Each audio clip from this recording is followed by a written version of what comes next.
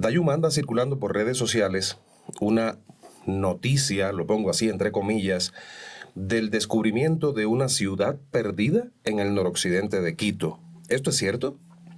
Bueno, como ciudad, como tal, no se podría hablar. Lo que sí se puede decir es que hay evidencia arqueológica que nos indica que hay un asentamiento humano en esta parte del Chocó andino de una población muy avanzada, tanto desde el punto de vista económico, social, político, que está siempre en interacción con otras comunidades, con otros sitios arqueológicos, con otras culturas. Pero ciudad como tal, no. Pueden ser varios cacicazgos, puede ser uno grande, sí, pero siempre hay que ver esto como desde el punto de vista de varias sociedades en interacción cultural. O sea, ya, damos por descartado que no podría haber algo más grande allí. Puede ser que sí, porque lo único prospectado, digamos, son 700 hectáreas de todo lo de San Francisco de Pachijal. Sin embargo, en todo el noroccidente estamos encontrando varios sitios arqueológicos. Entonces, por eso digo, estamos hablando de varias sociedades yumbos, sí, de varios cacicazgos, pero las investigaciones se concentraron en esta parte del Chocó. Hoy me acompaña la arqueóloga Dayuma Guayasamín, a quien le doy la cordial bienvenida. Muchísimas gracias. Y Ecuador Explorer y todos los ecuatorianos agradecen tu presencia. La arqueología, al menos en lo personal, a mí me fascina. Yo hubiese sido arqueólogo si le hubiese tenido menos miedo a las serpientes y esos bichitos. Bueno, eso hay que tener seguro, porque te vas al Chocó andino, a la Amazonía, y te encuentras con bichos grandes. Sí. Y muchos. Costa, sí. Y suelen sorprender. A ver, no te avisan, mira, estoy aquí, por aquí no pasas, no, te sorprenden. Están ahí, tú caminas, haces las prospecciones arqueológicas, las inspecciones y están ahí. Tienes serpiente X, sí, es un montón de cosas. Claro. Arqueóloga Dayuma Guayasamín, del Instituto Metropolitano de Patrimonio del municipio de Quito. Del municipio de Quito. Dayuma, el noroccidente de Quito, bueno, el noroccidente de Pichincha en sentido general, es un sitio que guarda muchísimas sorpresas. Hasta hace muy poco tiempo, y de hecho todavía está en el imaginario de muchas personas, que allí, en esa zona, lo único que han existido o existieron fueron grupos marginales de paso. Pero los descubrimientos dicen otra cosa.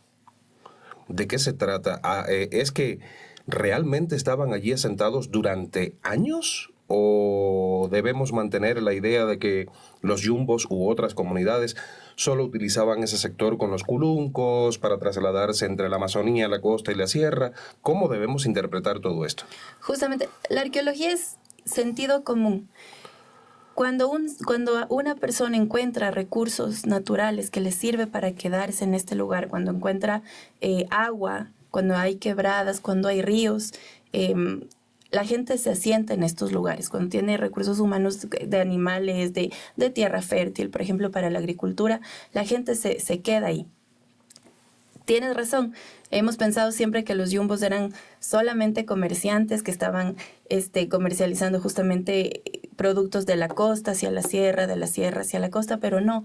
En estas últimas investigaciones que se han hecho, estamos descubriendo que se trata de una sociedad altamente jerarquizada, donde tienes evidencia de tolas, que son estos montículos de tierra, de forma piramidal, trunca, algunos con rampas, otros sin rampas, de forma rectangular. Otras tienes, por ejemplo, tolas circulares, que son, la mayoría de veces son funerarias. Uh-huh. Estaban enterrando ahí. Entonces, poco a poco te das cuenta que tienes muchísima evidencia de que te está hablando de una sociedad altamente jerarquizada, en donde se invirtió muchísimo energía para la construcción de este tipo de asentamiento que es particular de esta zona.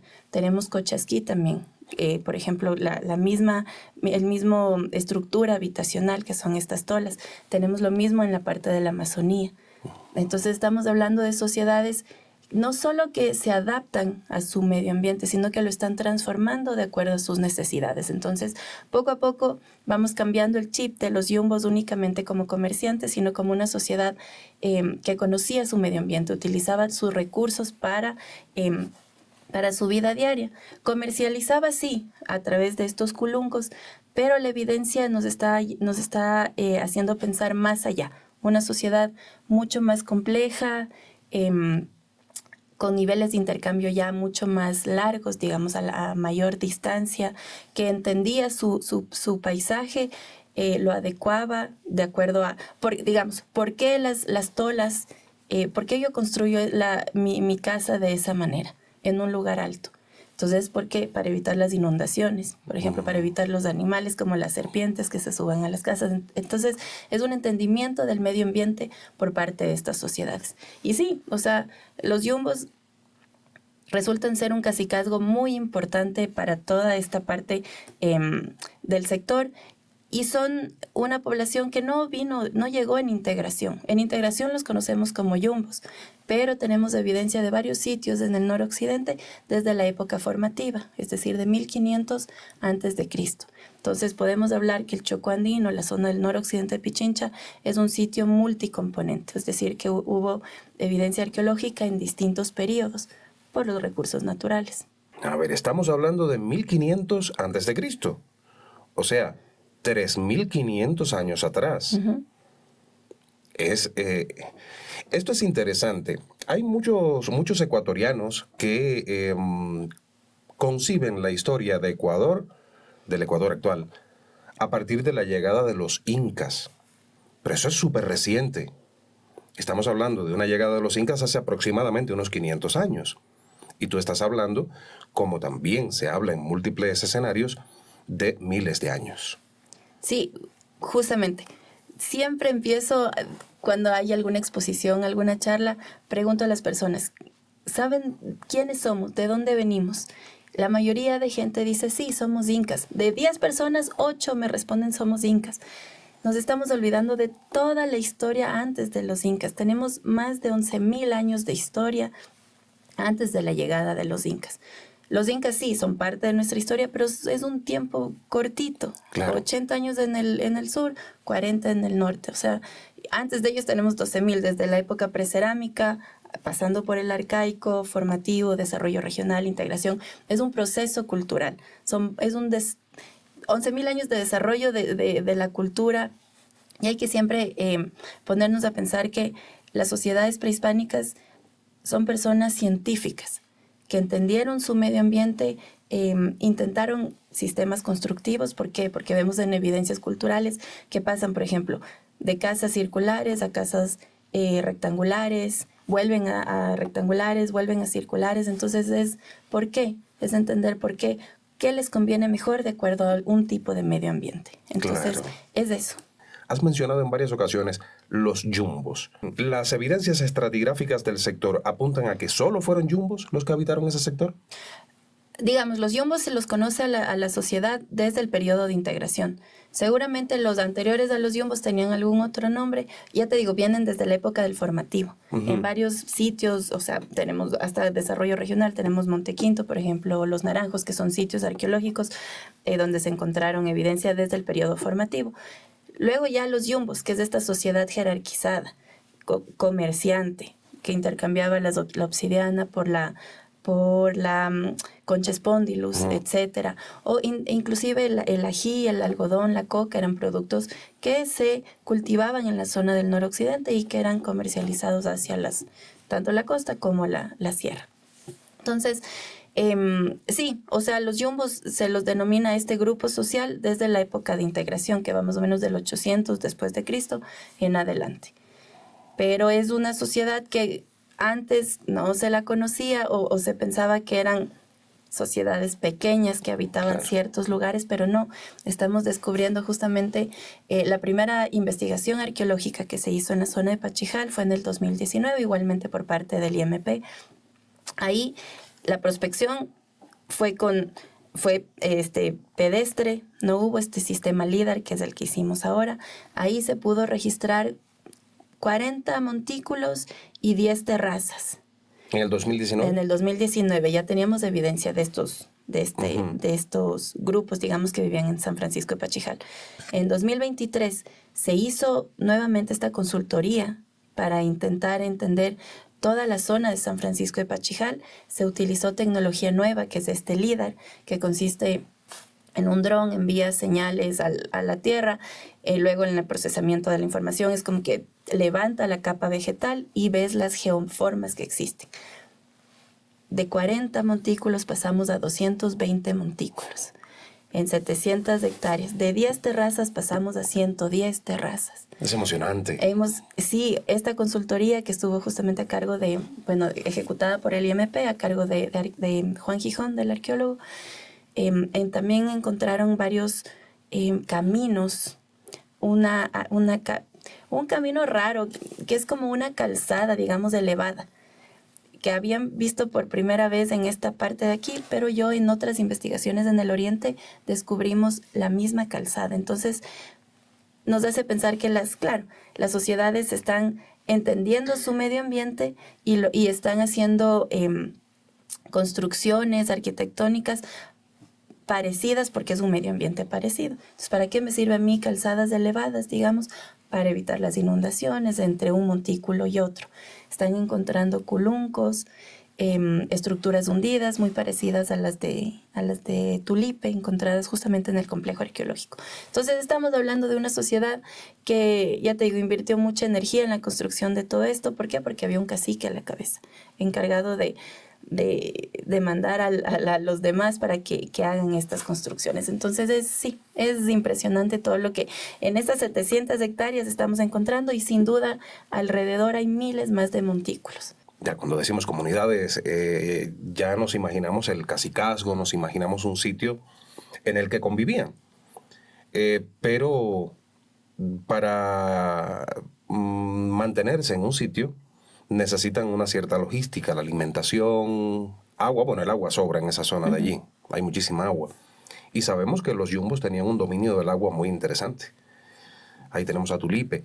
O sea que aquello se está como que repitiendo quizás acá en lo que están encontrando. Claro, lo de Tulipe hay varias tolas alrededor, pero justamente el complejo arqueológico lo que resguarda son estas estructuras hundidas que tienen diferentes formas. Son semicirculares, circulares, una grandota, rectangulares, todas conectadas a través de canales que vienen de la parte de arriba del agua.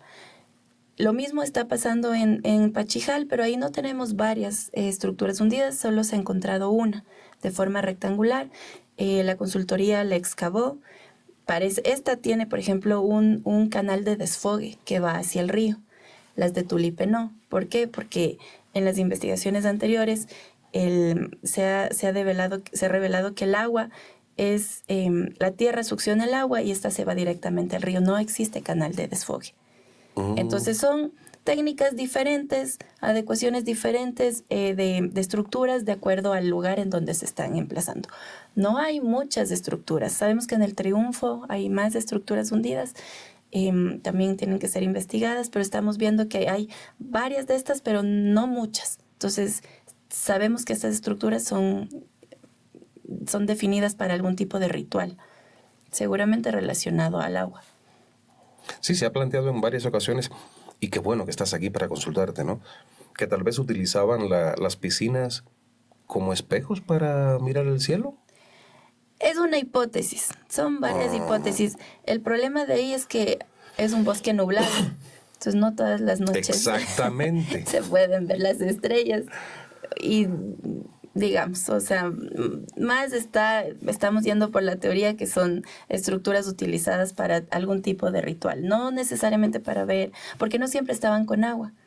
Ya se ha demostrado que no siempre estaban con agua, se las llenaba con agua en este tipo de eventos rituales que han de haber tenido, pero no estuvieron siempre con agua. Entonces lo importante de eso también es no pensar como si varias personas dicen son piscinas.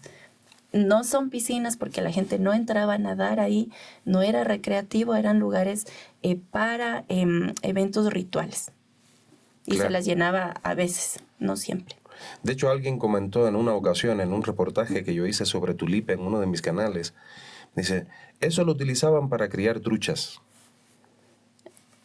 No. No, eso es rotundamente no. Eso ya actual, pero no, o sea, ni siquiera hay evidencia de que criaban truchas ahí, ni en la actualidad. Ni en la Ni en actualidad. la actualidad, no. Ahora hay otra, eso creo que lo leí en algún sitio. Es cierto que se ha encontrado, a ver, estamos saltando de Tulipe a San Francisco de Pachijal porque tienen vínculo y pertenecen a la misma cultura, ¿no? Sí. ¿Hay evidencias de presencia de arena de mar en Tulipe? No, ¿No? no, de mar no. De arena de río sí. ¿De río? Sí, porque tienes el río a 10 metros, a 20 metros ahí al lado. Y en Pachijal es lo mismo. Tienes el río San Francisco de Pachijal a 20 metros. Entonces, justo la estructura está en una, digamos, en una parte elevada. Tienes este desfogue que va hacia una quebradilla pequeña que pasa al lado y que se dirige al río directamente a 20 metros. Hay muchos glifos que hemos visto en múltiples fotografías. Yo he tenido la posibilidad de ver muchos de ellos, no solo en Tulipe, sino también en otros sitios del noroccidente de Pichincha, en la zona de, ahora no recuerdo el sitio, un sitio al que me invitaron y me dijeron, yo tengo unas piedras allá atrás que tienen unas cosas raras, vamos a verlas. Y fui, y ciertamente tienen algunos glifos. Hasta ahora se tiene la total certeza de que las poblaciones precolombinas, prehispánicas, realmente en Sudamérica, en lo que actualmente es Sudamérica, no conocían la escritura. La escritura como la conocemos ahora no, pero sí hay todos estos diseños geométricos que están justamente, que son los petroglifos que están en la base de la piedra, por eso se llaman petroglifos. No son un tipo de escritura, pero son un tipo de comunicación, sí, porque están asociados. Vemos lo mismo en Morona, Santiago, por ejemplo, en toda la parte de Sucúa. Vemos acá en el noroccidente de Pichincha con los yumbos. Es una manera de expresarse. No como escritura como la conocemos ahora, pero sí como un medio de comunicación a través del cual están indicando, no sé, están representando su cosmovisión en estas piedras. Justamente el petroglifo, digamos, la imagen de un petroglifo, que es la representación del complejo arqueológico Tulipe. Muchos dicen que tienen formas antropomorfas, otros que tienen zoomorfas, pero que están vinculando espirales, círculos, sí, parecen, sí, o sea, es que hay varias no sé, varias representaciones de estas figuras geométricas que te pueden estar indicando la vida de alguna persona, el momento de una persona, la muerte, el renacimiento, el nacimiento. O sea, son varios.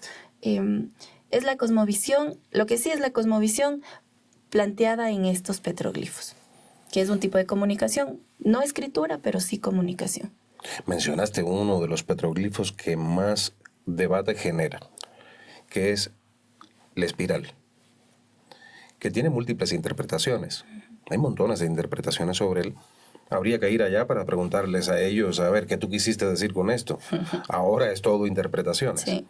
Y se repite, es de hecho uno de los petroglifos más universales.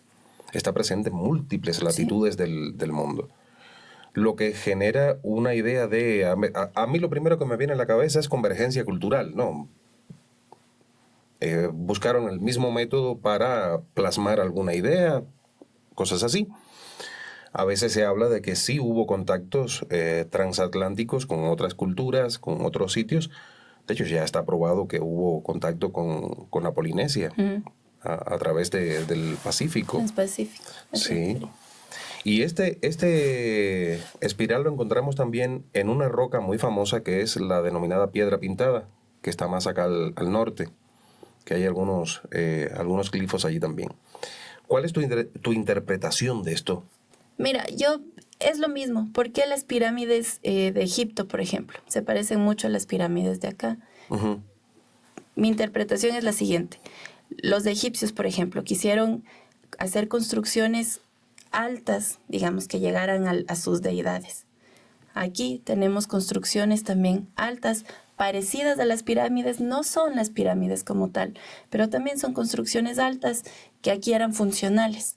Eran funcionales, ¿por qué? Porque estoy elevada de las inundaciones, de los animales que pueden subir. Entonces, son como el ser humano no es un ente pasivo, digamos, es un ente activo, capaz de pensar, de entender su medio ambiente, como lo estoy repitiendo varias veces, y de transformarlo de acuerdo a su cosmovisión, a lo que yo tengo, cómo lo puedo plasmar de acuerdo a mis creencias, pero también es algo funcional.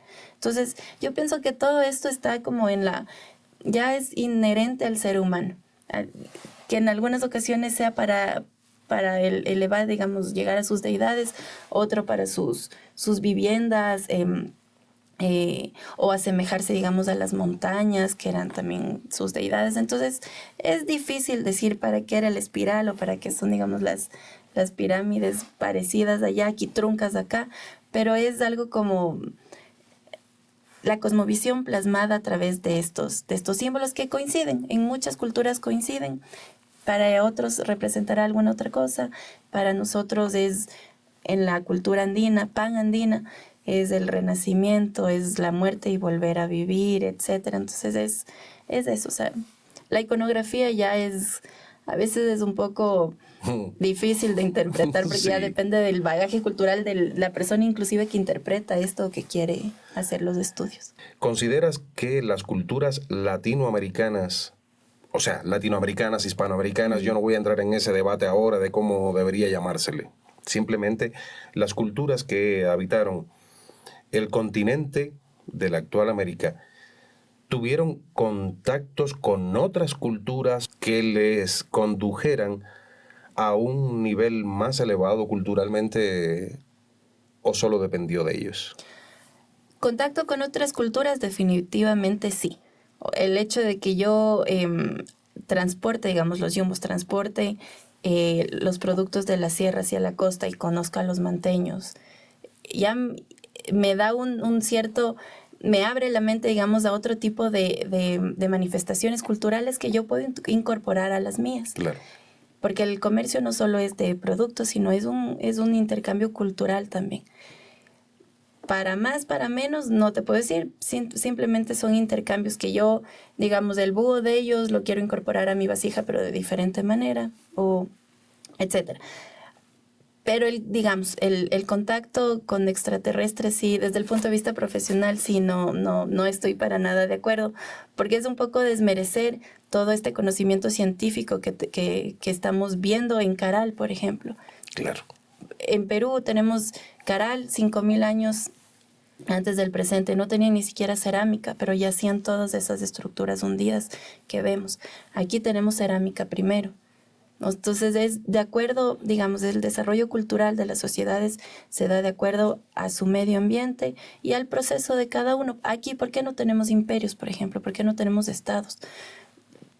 Como los incas, por ejemplo, o como las sociedades en Perú, por los recursos, porque allá los recursos son limitados. Aquí todo el Ecuador es verde. No necesitábamos pelearnos con los otros, por lo tanto no necesitábamos crear una armada, un ejército para pelearnos. No, tenemos recursos. Entonces no desarrollamos, digamos, no llegamos a ese nivel de Estado o de imperio como lo hicieron en Perú por estas razones. Entonces somos nosotros, nuestro entorno y la manera en la que se concibe la manera de entender esto y de cómo plasmar, digamos, la cosmovisión, etcétera, y sobre todo los recursos, o sea, la capacidad de recursos que tenemos. ¿Qué comían en ese sector? ¿Tienen ustedes alguna evidencia de qué plantaban para alimentarse? Bueno, hay evidencia de coca, de maíz también, hay ají. ¿Pero plantado allí? Sí, o sea, por eso justamente las terrazas hay evidencia de semillas de maíz, etcétera. Entonces es lo mismo, o sea, es el mismo proceso de agricultura que se da en la sierra, que se da en la costa, pero con su clima. Entonces por eso te digo, tienen ají, tienen maíz, etcétera. O sea, y además no necesitaban, digamos, ser especialistas en un solo producto por el hecho del intercambio. Entonces podías irte a la sierra, traías papas, por ejemplo, Claro. etcétera. Entonces es eso. ¿Desaparecieron los yumbos, como dicen muchos? ¿O se transformaron? ¿Fueron integrados a otra cultura? ¿Qué pasó? Bueno, integrados no tanto. Llegan los incas porque hay evidencia inca en Tulipe. Tenemos justamente la fuente inca que está ubicada en la parte superior de las estructuras hundidas. Claro. Y esto nos habla de un dominio ideológico y político. Los incas llegaron en su afán de conquistar toda la parte del Chinchaysuyo, que es esta parte del norte del Tahuantinsuyo, y la parte del noroccidente era estratégica. ¿Por qué? Porque el hecho de que los incas se instalen justamente en esta parte del noroccidente cortaba la relación entre los caranquis con la costa. Ujú. Por eso tenemos varios pucaraes pucaraes incas en toda esta zona del noroccidente. Rumicucho entre ellos y todo esto. Sí, bueno, sí, sí, es parte de todos estos. Pero tenemos, por ejemplo, el pucará de Chacapata, el pucará de Capillapamba, el de Palmito Pamba, que están haciendo como un frente para evitar justamente el aprovisionamiento de recursos de la costa hacia los caranquis. Entonces están cortando esto. Entonces es un poco entender esta lógica estratégica de dominio de los incas. Entonces llegan los incas y una de esas evidencias es justamente la fuente inca en la parte de arriba de las estructuras hundidas. ¿Por qué? Porque el agua que venía de la bocatoma de algún lado arriba llegaba primero a la fuente. Entonces, sin ser contaminada, digamos, llegaba a esta fuente inca y de la fuente inca se repartía a las estructuras hundidas. Entonces, es un dominio estratégico, simbólico y político de los incas. Y luego entonces tenemos evidencia de los incas en esta parte y de los yumbos que luego, posterior a esta invasión inca, digamos, este contacto con los incas, ya van como yéndose a otras partes. Por ejemplo, tenemos las yumbadas de Cotocollá o de la Magdalena. Entonces tenemos grupos que están yéndose, están migrando hacia otros lados. Alejándose de ese dominio inca. Tal vez alejándose, o ya llegaron luego los españoles, entonces empezó como una nueva dinámica cultural en la zona. Y últimamente, bueno, desde 1600 hay estas personas estos yumbos que se están yendo a otro lado, pero que mantienen su cultura. Y ahora la zona del noroccidente son colonos, venidos de otras partes, pero que están reivindicando todos sus derechos culturales, toda la historia del lugar, y se están apropiando y lo están defendiendo. Hay determinados especialistas que sostienen que sí hubo entre las culturas, especialmente de acá de la costa, del norte del actual Quito, sí hubo contacto con culturas mesoamericanas. De hecho, se ha encontrado concha spondylus en zonas de Mesoamérica. Y esta spondylus específicamente es de aquí, de la costa del actual Ecuador. Aquí, en el Ecuador, se ha encontrado especialmente en esta zona, bueno, o en otra zona, ¿se ha encontrado algún vestigio, alguna evidencia que pueda aprobar eso? No hay evidencia de contacto, no. Igual dicen que la concha spondylus también de Mesoamérica hay frente a México también hay concha spondylus. Ah, ¿también allí? También hay. ¿La misma que de acá? La misma concha spondylus. Esa del color ese que tiene y todo. Sí, tienes el color naranja-rojo, que es la concha spondylus princeps, y tienes la morada, que es la calcifer. Y esas también hay evidencia en México. Frente a la costa de México también hay concha spondylus. Ah, o sea que se cae el mito de que solamente está aquí. Sí. Lo que sí, dicen que la concha spondylus que hay en Perú tuvo contacto con las zonas de Ecuador. Entonces, que la concha spondylus de Ecuador se fue a la parte de Perú, que ahí no tienen. Entonces, contacto más bien hacia el sur sí hubo. Y eso se puede verificar en la cerámica. La cerámica moche es cerámica negra. La chimú, perdón, es cerámica negra. Los manteños, y es de la época de integración, los manteños empiezan también a tener cerámica negra. Puede ser debido al contacto, justamente la comercialización de la concha spondylus hacia Perú, y el Perú quedaba con esta cerámica negra. Entonces, más bien, el contacto está un poco más hacia Perú, hacia las partes de abajo. Ahora vamos a hablar un poquito de ti, como arqueóloga. Existen muchos estigmas, muchos paradigmas, y siempre que desde las famosas películas de Indiana Jones, ¿quién no ha visto Indiana Jones? La arqueología se asocia con los hombres. Ha habido una asociación histórica con los hombres. De hecho, se justifica en otras épocas debido precisamente a las razones obvias. Pero a ti, en lo personal, como mujer, ¿cómo te ha resultado la vida como arqueóloga? ¿Existe alguna limitante en la mujer para ser arqueóloga? ¿O es solo un mito? Es solo un mito.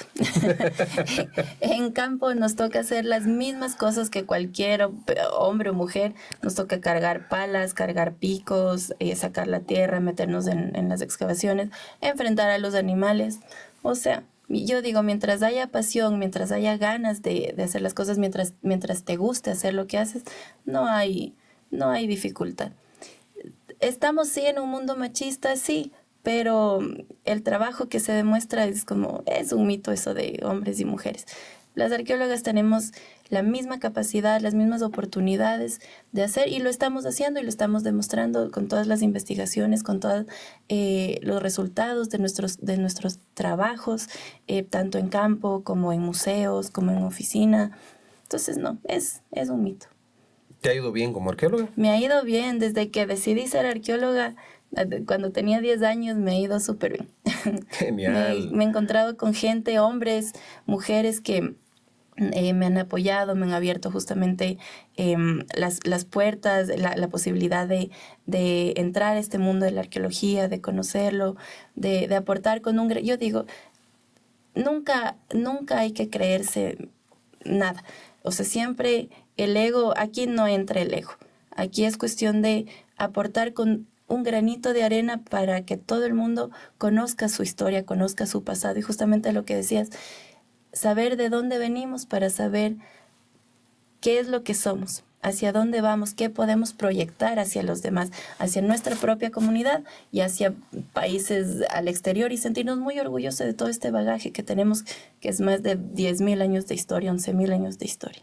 ¿Cuál ha sido el yacimiento arqueológico o el descubrimiento arqueológico que más te ha resultado a ti revelador del Ecuador? Bueno, he participado en varios proyectos, tanto en la costa, en la sierra, en el oriente. En el oriente, cada sitio es diferente al otro, cada sitio tiene su propia magia, pero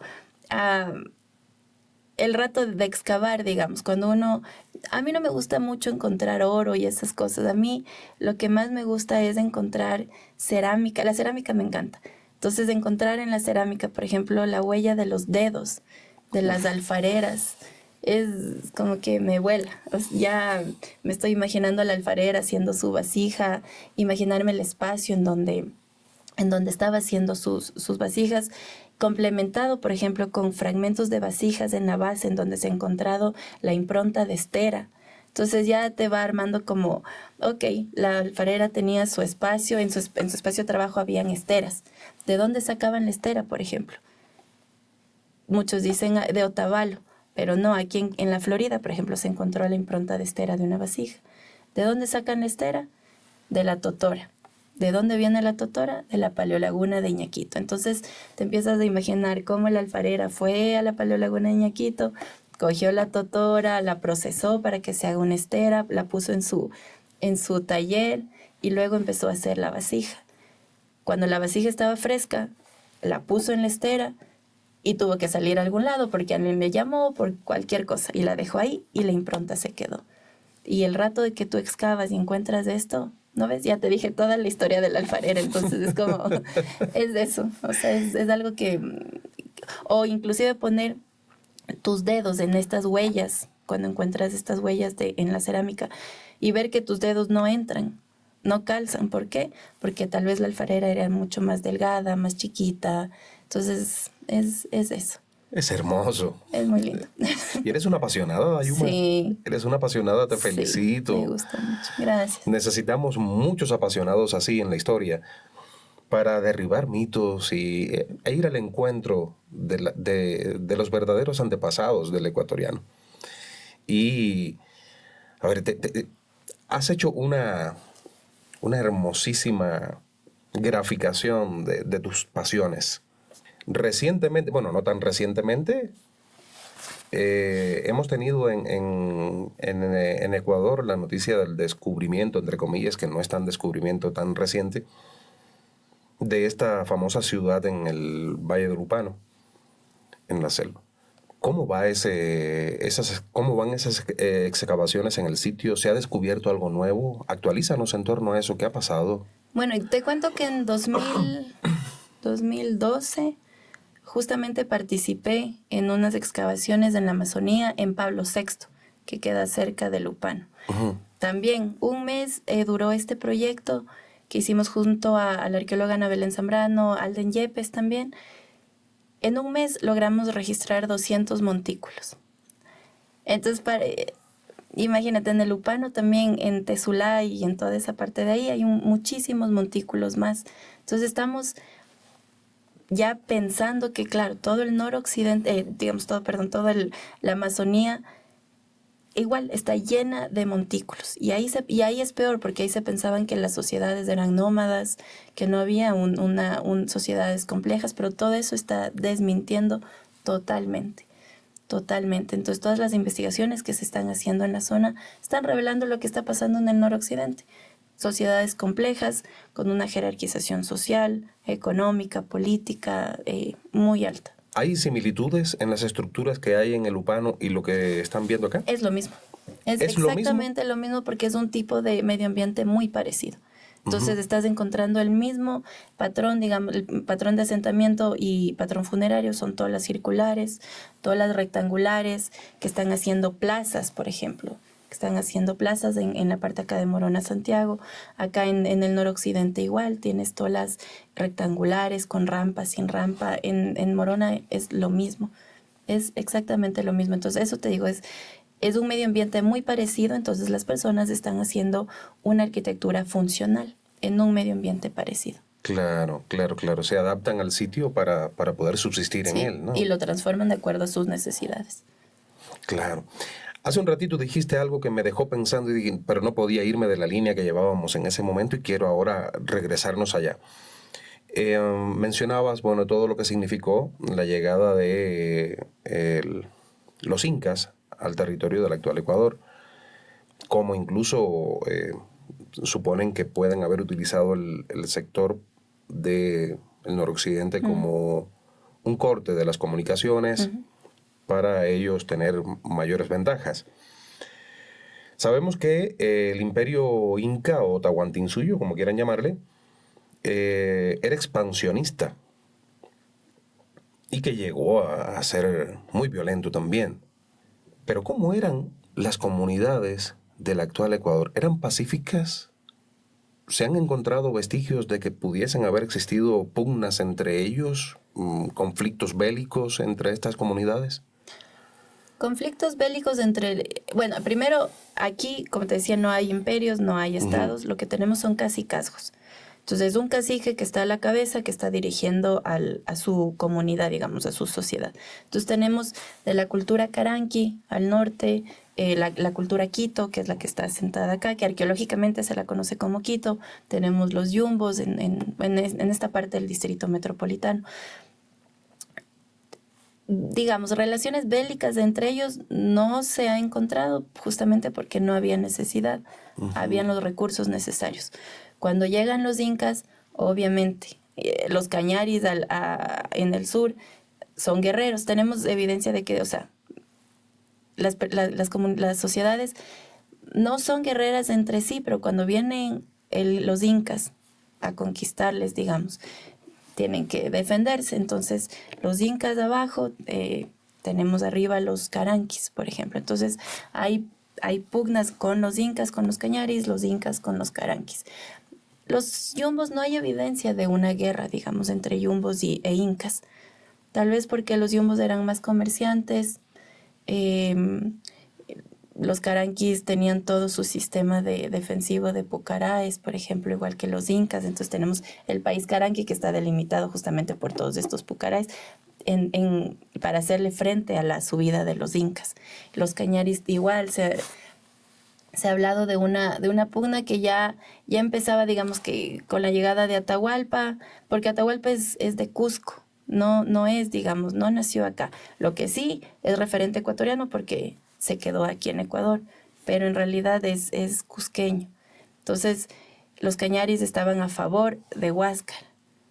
Y cuando llegan los incas, Atahualpa, los cañaris se alían a Huáscar, entonces Atahualpa se enfrenta a los cañaris. Entonces es toda una historia ahí bonita que hay que saber para entender por qué las sociedades de aquí, digamos, no eran guerreras entre sí, pero sí en contra de los incas tuvieron que defenderse y tuvieron que pelear. Entonces tenemos como varios puntos, sobre todo en la sierra ecuatoriana, los cañaris, los caranquis al norte. Mira, en este momento debe haber varias personas viendo la entrevista, viendo este podcast, y deben estar algunos escribiendo, porque tú acabas de decir algo que es álgido para el ecuatoriano, que Atahualpa no nació en el territorio del actual Ecuador. Pero se quedó acá e hizo su vida acá en Ecuador, sí.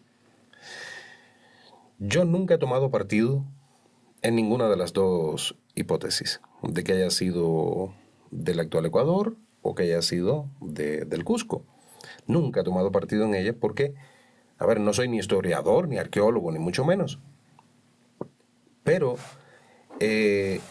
lo que acabas de decir sí va a generar mucha polémica en los comentarios. ¿Tú sostienes que Atahualpa no nació en el territorio del actual Ecuador? Hay varias hipótesis, que es ecuatoriano, que no es ecuatoriano, pero siempre nos han, al menos en la academia, nos han indicado que Atahualpa nació en Cusco. Y que el que debió, digamos, seguirle a Huayna Cápac era, el hijo, digamos. Tenemos Tupac Yupanqui, Huayna Cápac y Atahualpa y Huáscar. Sí. El que, según nos enseñaron, el que debió haber seguido, digamos, ser inca es Huáscar, porque su mamá era la primera hermana de Huayna Cápac. Entonces el derecho era sobre él. Pero en algún momento Huayna Cápac dividió su territorio, le dio la parte de arriba a Atahualpa, la parte de abajo a Huáscar, y ahí empezaron los problemas. O sea que la culpa fue de... Yo no sé por qué, no sé por qué dividió, pero la cosa es que arriba tenemos todo este amor, digamos, este sentimiento a Atahualpa. Claro. Pero parece que en las crónicas dice otra cosa, que Atahualpa fue cusqueño. Y desde muy chiquito lo trajeron acá al actual Ecuador, a la parte del Chincha y Suyo, y aquí hizo su vida y amó a esta parte de aquí, y por eso quiso como defender de ella cuando Huáscar quiso ampliar, digamos, su posesión como inca. Seguimos circundando desde la arqueología a este personaje fabuloso de la historia de Ecuador, Atahualpa. ¿Crees tú que realmente la momia de Atahualpa esté en este sitio en Malquimachay? No se sabe, no se la ha encontrado todavía, entonces no sé. Ahí sí no sé. Hay evidencia obviamente de Uxnu allá en Malquimachay, de evidencia inca, pero ¿dónde está? No. Hasta ahora no se ha encontrado, entonces yo no puedo decir nada. ¿No puedes proyectarte en torno a eso? No. ¿Y sobre el tesoro? Te digo lo que yo pienso, como Dayuma Guayasamín. Yo pienso que el rato que Atahualpa estuvo en Cajamarca, prisionero de los españoles, y pidieron el rescate en oro, en plata, etcétera, que se sabe, todas las comunidades y sociedades que estaban en la parte, obviamente, del Chincha y Suyo de Ecuador, estaban llevando su oro para completar estos cuartos que pedían los españoles. Al enterarse, y estaban a medio camino, al enterarse de que Atahualpa ya lo mataron los españoles, ¿qué haces? No te regresas a tu pueblo con todo el tesoro.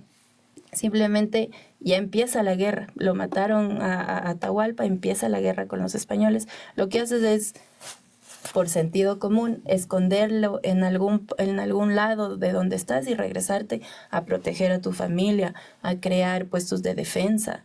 Entonces, el tesoro como tal, uno solo, creo que no hay. Debe haber varios sitios en donde están escondidos. Porque de todo el Chincha y Suyo estaban yendo con estos tesoros. Y empieza la guerra, lo último que te acuerdas es de este tesoro. Entonces, creo Claro, yo. me voy corriendo hacia Creo atrás. yo. Es la hipótesis que planteo. Que habría No, que pero averiguar. sí, tiene mucha lógica. Tiene mucha lógica porque si, oye, mataron a mi jefe, ¿qué me va a esperar a mí? Me voy corriendo atrás a preparar las condiciones. Sí. A cuidar a tu familia, a hacer estos puestos de defensa, a esconder, no sé, a irte a otro lado, pero el tesoro, o sea, ya. Además que para ellos el oro sí era importante, pero digamos, habían otras cosas más importantes que te daban estatus como la concha espondylus, digamos, que es lo que vemos en la Florida, en el museo de acá de la Florida. Todos los ponchos son de concha espondylus. ¿Qué te da la concha espondylus? Te permite mostrar que eres de la élite, que tienes poder. La población no tiene ponchos de concha espondylus. Los que están enterrados ahí a 16 y encima a 16 metros de profundidad, eso es la élite de esta sociedad Quito, de este cacicazgo que estaba justamente controlando el intercambio de los productos de la sierra hacia la costa. Entonces, es por eso. O sea, hay elementos de oro, sí, hay tupos de oro de formas geométricas, con diseños zoomorfos, pero más que el oro es la concha espondylus, lo que te está dando Claro, porque jerarquía. el oro no tenía valor de cambio para los No, nativos. no. Y la concha sí. Qué interesante, ¿no? Con nuestra perspectiva contemporánea, resulta un poco difícil darle más valor a una concha que al oro. Pero con este razonamiento que nos haces es Sí, pero ¿sabes por qué? ¿Sabes por qué la concha era más... ¿Por qué? La concha espondylus más importante? Primero, la concha espondylus aparece digamos, crece a 7 metros en las profundidades. Entonces, el hecho de que el buzo entre y recoja todo eso ya implica un esfuerzo, primero. Luego, la concha espondylus está asociada a las lluvias y a la feminidad. ¿Por qué? Porque cuando hay estos fenómenos del niño, la concha espondylus, por todo esto que pasa en el mar, sale y se encuentra todita en la costa. Entonces las personas ya sabían que cuando hay la concha espondylus aquí es porque ya hay lluvias, hay el fenómeno del niño. Es lo femenino, es la parte femenina, el strombus es la parte masculina.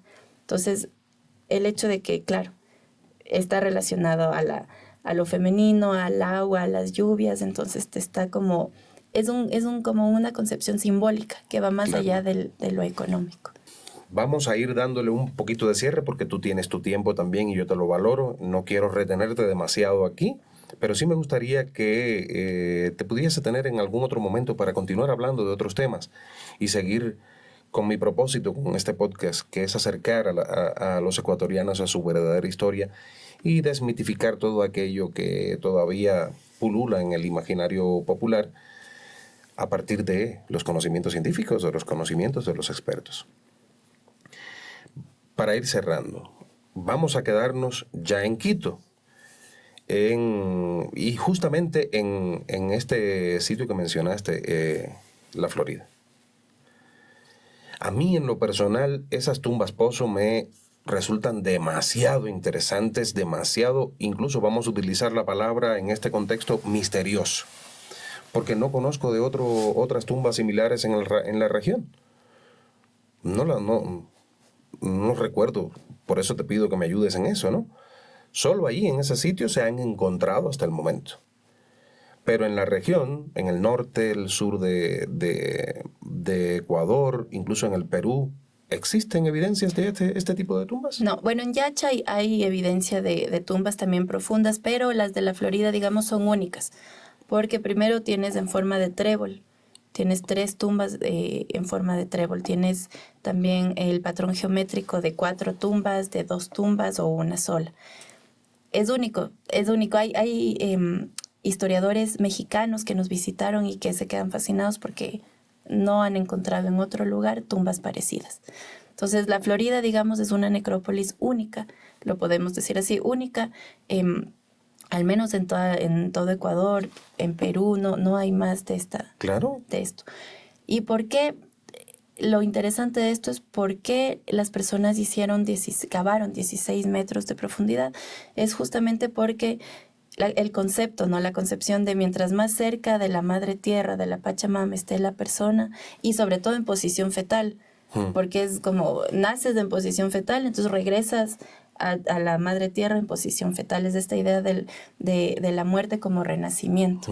Entonces, el hecho de que más profundo estés, más cerca de la madre tierra, más importante eres.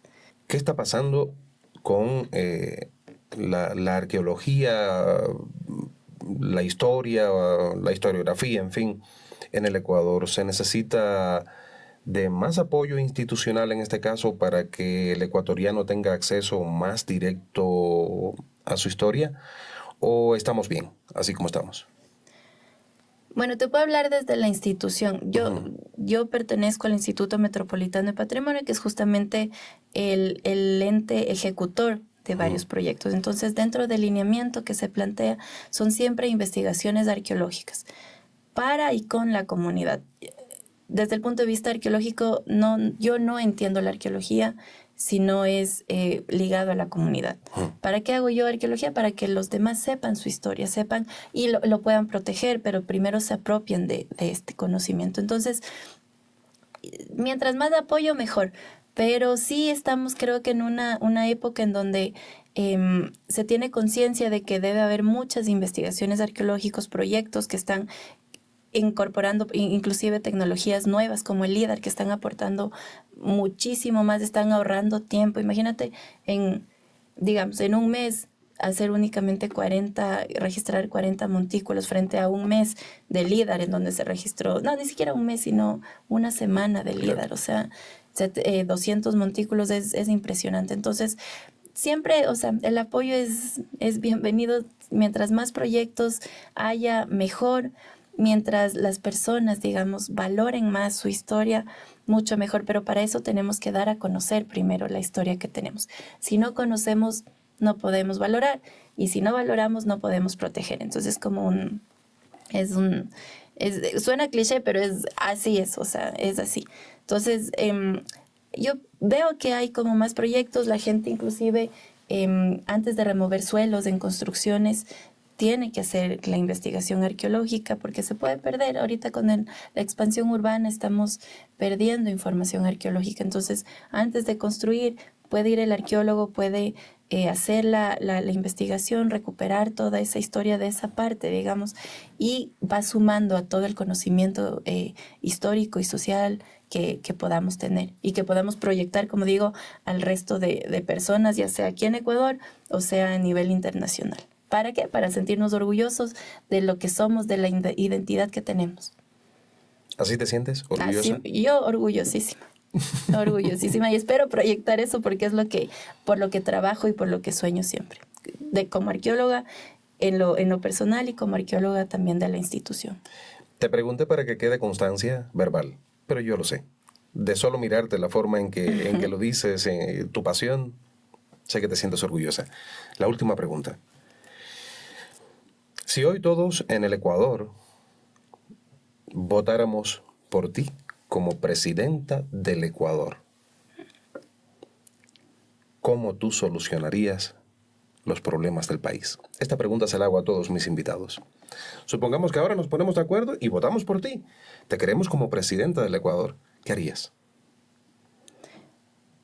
Bueno, personalmente y también como institución, la bandera de lucha por la que siempre estoy ahí como arqueóloga del IMP, como arqueóloga como Dayuma, es enfocar siempre a los niños. Es transmitir todo ese conocimiento que uno tiene a los niños. ¿Para qué? Para que ellos se apropien, conozcan lo que son, de dónde vienen, puedan transmitir ese conocimiento a su comunidad directa y que cuando crezcan puedan proteger el patrimonio, y si es que están en algún cargo político, público, puedan hacer gestión pública, puedan conservación de los sitios. O sea, es eso, es enfocada siempre a los niños. Y hacer de la cultura una cultura inclusiva, de todos, que no solo las personas que tenemos la suerte de poder ver, de poder escuchar, conozcamos nuestro patrimonio, sino que también haya proyectos en museos, proyectos de arqueología, en los que las personas no videntes, los que no escuchan, puedan saber, puedan entender su patrimonio, puedan tocar, sea palpable, y no sea una pieza detrás de una vitrina, sino una historia mucho más cercana a nosotros y que la podamos contar a todo el mundo. Tienes mi voto. Ay, gracias. Tienes mi voto. Yo soy un defensor a ultranzas de la niñez. Nuestra vida comienza por la niñez. Las sociedades comienzan por la niñez. Y los niños casi no se toman en cuenta por los candidatos a presidentes, no solo del Ecuador, estoy hablando del mundo, porque no votan. Porque los niños no van allí a poner su voto. Entonces casi no se toman en cuenta. Pero si queremos preservar nuestra cultura, nuestra nación, nuestra identidad, tenemos que enfocarnos en primer lugar en los niños, porque son los que nos van a representar cuando ya no estemos. Son los que van a continuar. Te felicito. Te felicito. No estoy demeritando a ninguno de mis anteriores invitados, pero ha sido la primera que ha mencionado a los niños como prioridad en su mandato y ya tiene mi voto. Así que si se presenta como candidata, a votar por ella, a votar por ella. Dayuma, gracias a ti. Muchas gracias. Muchas gracias a ti por tu trabajo, por tu dedicación, por estar aquí, por transmitir tus conocimientos a la comunidad y, por supuesto, por ese amor a los niños. Muchísimas gracias. Gracias. Y a ustedes, amigos, busquen, investiguen, sigan investigando constantemente y escuchen no esos videitos que andan por ahí con inteligencia artificial, con mitos y cosas. Busquen la información justamente en los expertos, en aquellos que investigan, como es el caso de Dayuma Guayasamín. Gracias y que viva Ecuador.